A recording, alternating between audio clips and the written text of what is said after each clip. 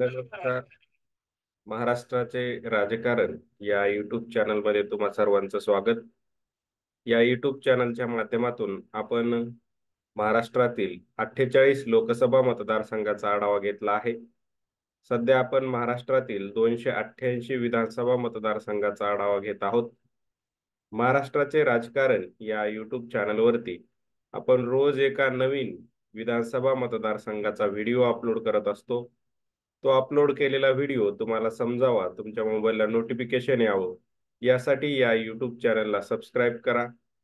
आज आपण गडचिरोली जिल्ह्यातील आरमोरी या विधानसभा मतदारसंघाचा आढावा घेणार आहोत.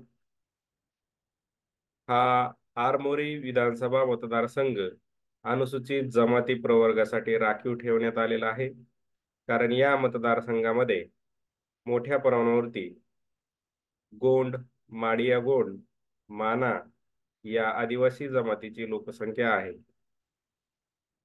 या आरमोरी विधानसभा मतदारसंघात गडचिरोली जिल्ह्यातील देसाईगंज, आरमोरी, कुर्सी, कुरखेड ही तालुके आणि धानोरा तालुक्यातील मुरुमगाव या महसूल मंडळाचा समावेश होतो.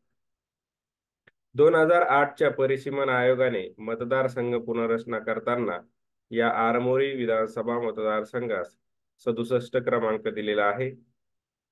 या गडचिरोली लोकसभा मतदारसंघामध्ये हा आरमोरी विधानसभा मतदारसंघ आपण ॲरोच्या माध्यमातून दाखवलेला आहे.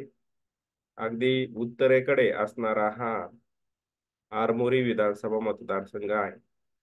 तर 2019च्या विधानसभा निवडणुकीत या आरमोरी विधानसभा मतदारसंघात काय समीकरण राहिलं होतं ते आपण थोडक्यात बघणार आहोत. 2019च्या विधानसभा निवडणुकीत या मतदारसंघातून भाजपचे कृष्णा गजबे हे विजयी झाले होते. त्यांना 75,077 मते मिळाली होती. तर त्यांच्या विरोधात असणारे काँग्रेसचे आनंदराव गेडाम यांना 53,410 मते मिळाली होती. गेल्या 2 टर्म या मतदारसंघातून कृष्णा गजबे हे प्रतिनिधित्व करत आहेत.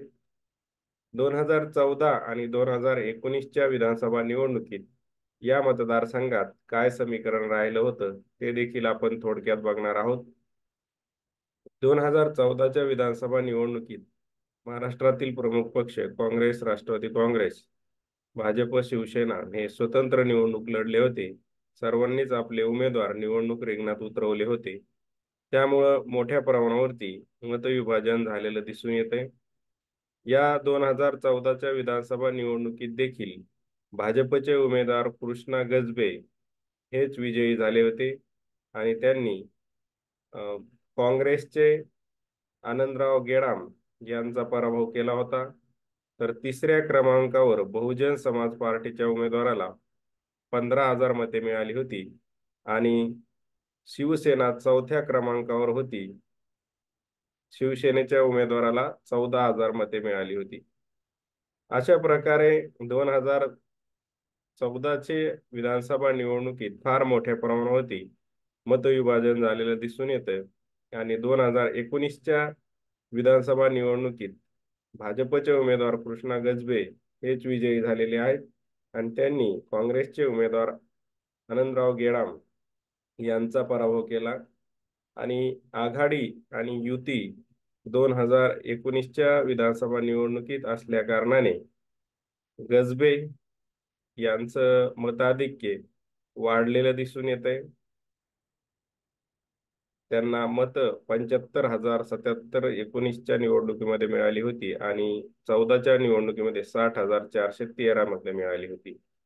तर आता येणाऱ्या 2024च्या ऑक्टोबरमध्ये होणाऱ्या विधानसभा निवडणुकीत या मतदारसंघात एकूणच महाराष्ट्रामध्ये महाविकास आघाडी आणि महायुती कायम राहते की 2014 प्रमाणे सर्वच पक्ष स्वतंत्र निवडणूक लढतील, यावरती या मतदारसंघाचं गणित अवलंबून असणार आहे.